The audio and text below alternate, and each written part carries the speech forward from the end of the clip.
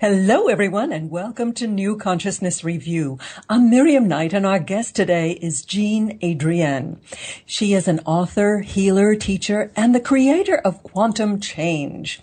Jean graduated Florida State University with a BA in psychology and completed a 4-year education for ministry program at the University of the South. She's the developer and teacher of the Inner Speak Breakthrough Coaching Method, which she offers from her office in Atlanta, Georgia. Jean's books include Reframe Your World, Conscious Living in the New Reality, Soul Adventures, and her latest book, which we're going to discuss today, Power Tools, the Ultimate Owner's Manual for Empowerment. Jean, welcome and delighted to have you with us. Oh, thank you so much, Miriam. I am just so excited about being with you today. Well, you are such a veteran of the radio scene and of the self-empowerment scene. I'm really looking forward to our chat today. Oh, yeah. You know, I think the old radio thing just sort of happened. I had no earthly idea that I would resonate with media work, and for some reason I fell into it. I think it's now 7 years I've been doing this on the radio, and I love it. What a great way to get the message out. Isn't it, though? I've only been at it a couple of years, but I really, really enjoy it. Now, Jean, you have crammed into your book, Power Tools, what feels to me like a life's worth of wisdom. How did you get yourself onto this path? Miriam, it started with a healing crisis. I think that's probably how it starts for most of us, doesn't it?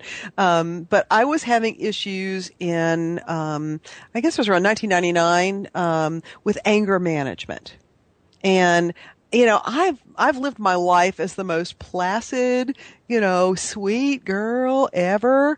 And so when this anger stuff started, I didn't know where it was coming from. And quite frankly, it just about cost me my corporate job because I wasn't able to contain it, at work. I mean, I was having my biggest problems with it at work. By the time I would get home, usually I had gone off on enough people that I didn't have to take it out on my husband. And somebody told me about energy work, and that was all I needed because I knew that this angry woman wasn't my real self, and I didn't know what energy work was because I'd been really following a mainstream, fundamentalist, traditional Christian, that kind of thing. And I had never explored it.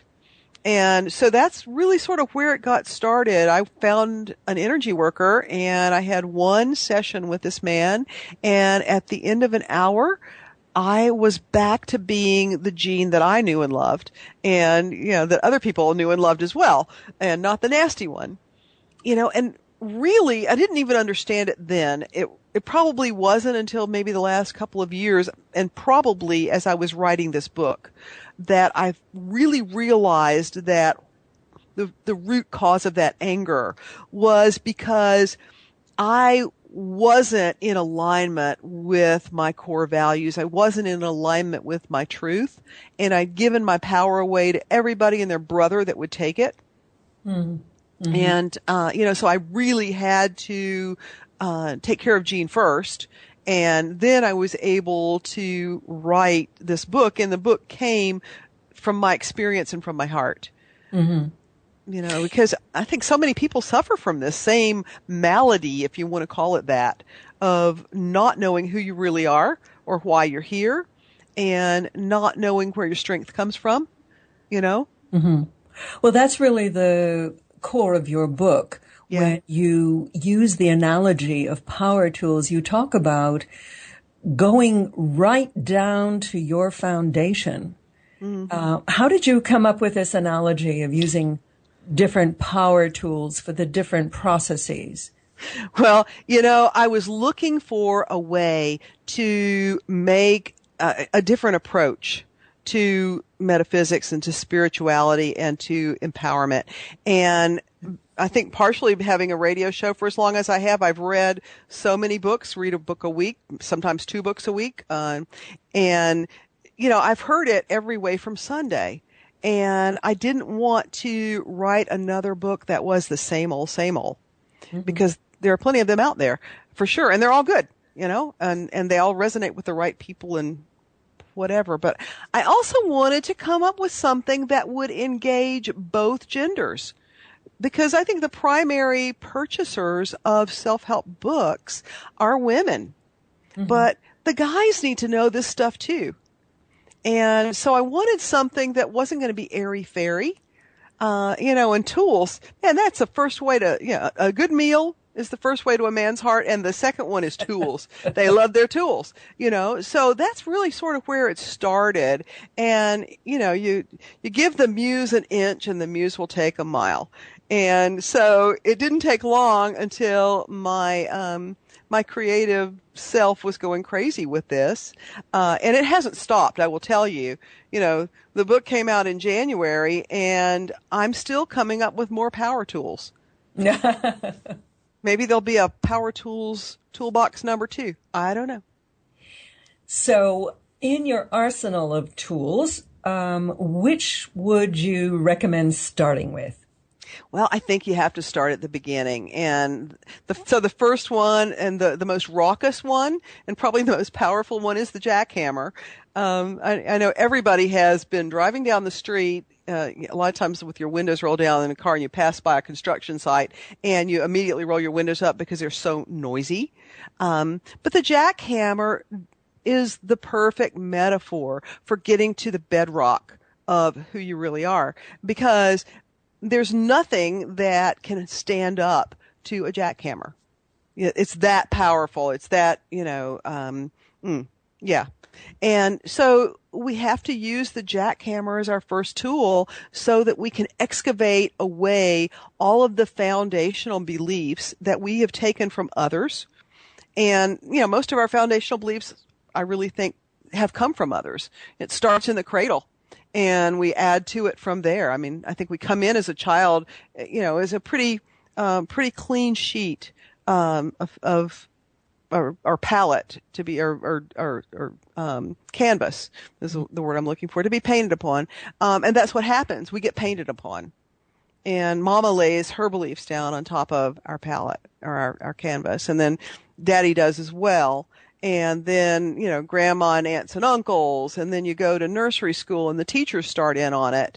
And then you go into grade school and the teachers there lay on even more. And, and then there's Sunday school in the middle of that, and, the government and the television. And pretty soon you've got a complete painting that has nothing to do with what that baby's original mission was for incarnation. Mm-hmm. Well, it's interesting that Don Miguel Ruiz talks about us being the artist of our own life. And the wonderful thing about oil paints is that you can paint right over the underpainting. Bingo. Yeah. Yeah. So, but it should be that easy, but we make it a lot harder than that. And so that's why I got a really noisy, messy tool to start off with, so that the reader can, just get a handle on, what do I believe?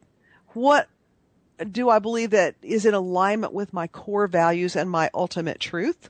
And what do I believe that really bears no resemblance at all to my core values and my truth? And how I had to do that for me, Miriam, was I took a legal pad and I started writing one day in this little experiment I did on myself. And I started writing down everything that I believed. And I just kept on going, and pretty soon I had filled a complete brand new legal pad with beliefs, with metaphors, with ideas, the things that I thought were real and true in my reality.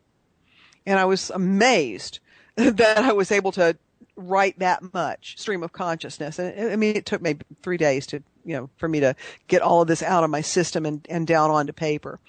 And then I went back through the legal pad and I started in the left-hand margin and I started writing, where did this come from? Did I make this up for myself, or did I get this from mom or dad or who? And so I started, going back through the legal pad the second time to see what the source was on each of these beliefs and ideas. And then the last thing I did was go back through it and red line out everything that just wasn't appropriate for me anymore. Sometimes you have to actually figure out where you got it to actually make that psychic break between a belief, and your attachment to it, if that makes sense.